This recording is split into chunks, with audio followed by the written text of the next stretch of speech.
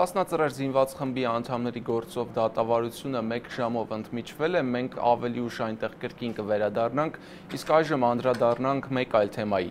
Օգոստոսի 3-ը եզդի ժողովրդի համար սգի օր է, 2014 թվականի օգոստոսի 3-ից սկսած Իրաքի Սինջար եզդիաբնակ մարզում իսլամական պետություն աղաբեկչական խմբավորման կողմից տեղի ունեցավ ազգությամբ եզդի բնակչության սպանդ, որը իրենք եզդիները համարում են ցեղասպանություն։ Ավելի քան 450,000 եզդի դարձել են փախստական, 100,000-ից ավելին մի քանի օր շարունակ թաքնվել են Սինջարի լեռներում, մնալով առանց սննդի և ջրի։ Թեմայի շուրջ խոսելու ենք եզդիների միության նախագահ Ազիզ Թամոյանի հետ։ Բարև ձեզ, պարոն Թամոյան, շնորհակալ եմ գալու համար։ Նախ կուզեի անդրադառնանք այդ տեղի ունեցածին, դրանից հետո արդեն 3 տարի է անցել, ինչ վիճակ կա հիմա, արդյոք այնտեղ իրավիճակը ավելի լավ է, ավելի կյանքի համար պայմանները բարելավել են։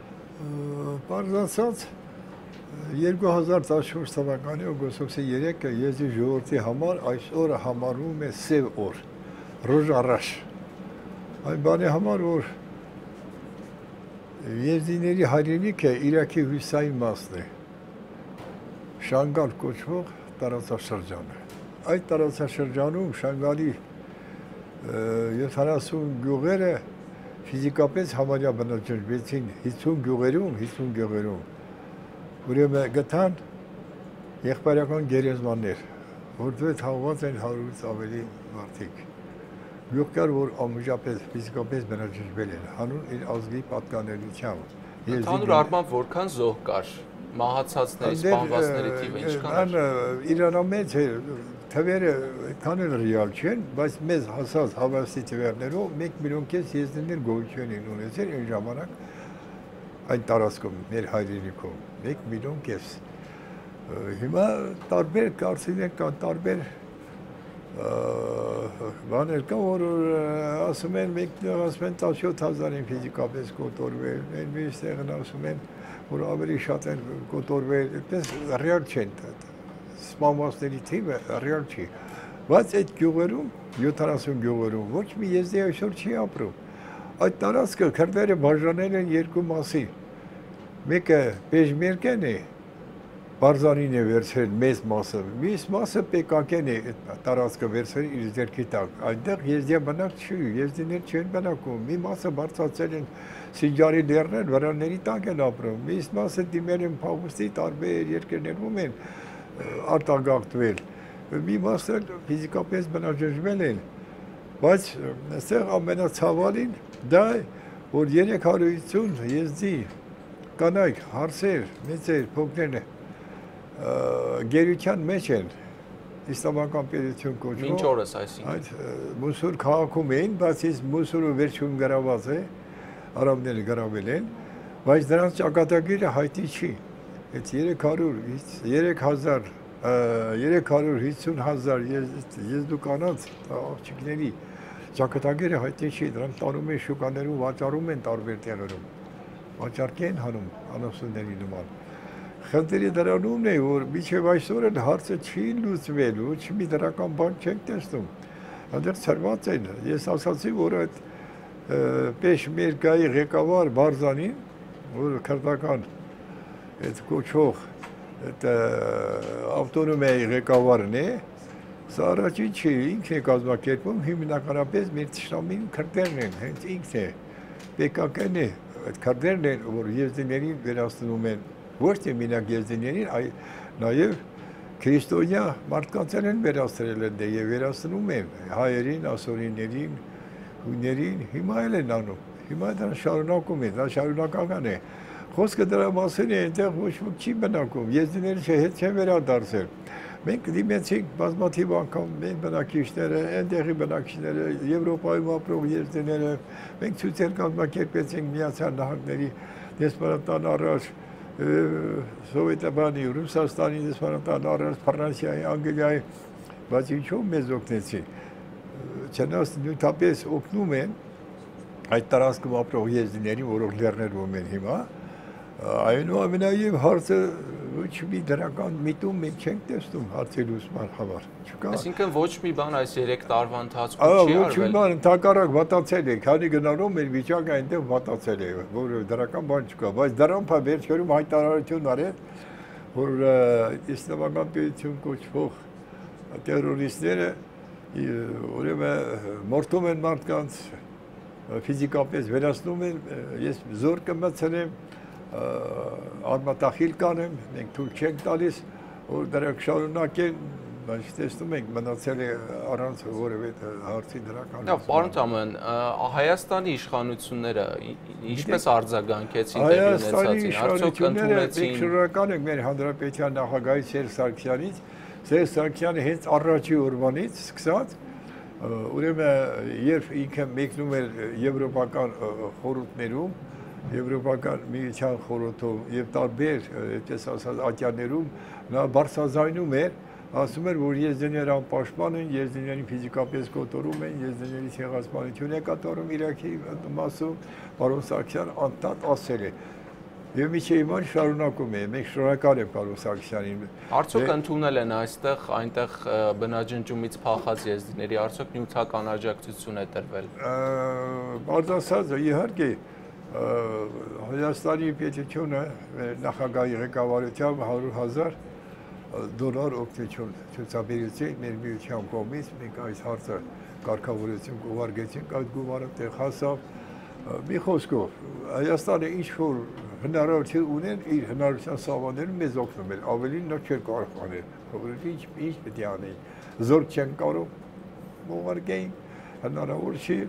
նյութական աջակցությունն դա է եղել $100,000 մեզ օգնեց։ Լավ, այս հարցը վերջացնելով, այս 3 տարի հետո ինչ եք ակնկալում արդյոք միջազգային ճանաչում, որ դա ցեղասպանություն էր, թե օգնություն դեռ գտնվողներին։ Ես ասեմ, դա էլ քիչ բան եմ ես համարում։ Օրինակ Ֆրանսիայի դեսպանությունը այս վերջերում եզդիների ցեղասպանությունը ճանաչեց, Անգլիան ճանաչեց, Շվեդիան ճանաչեց, Ամերիկայի, այսինքն այդ 14 թվականի դեպքերը ցեղասպանություն։ Այո, համարեցին ցեղասպանություն եւ դա հաստատեցին, որովհետեւ այնտեղ մարդ չկա, չի ապրում։ Մինչդեռ մի հաղել են շատ քիչ են թվով, տարբեր կարծիքներ կան, ես քիչ առանց ասի, որ 17,000-ի մասին են խոսում, բայց մեզ հասած տվյալների, որ 450,000 են ֆիզիկապես կոտորվել, բայց դա ճշտված չի դեռ, ճշտված չի։ Դրանք պետք է լարում ճշտում են այդ խնդիրները, որովհետև այդ գյուղերը տարտանքվել են, եզդի չի ապրում։ Հանդեպ ՊԿԿ-ն է քրդական բավարարական կուսակցությունն է վերցրել իր ձեռքը ապօրինով եւ Վարդանին քրդական է բավարարական բան է, Պեշմերգայի ղեկավարը, որը նույն Վարդանին 7 թվականին նորից փորձ արեց,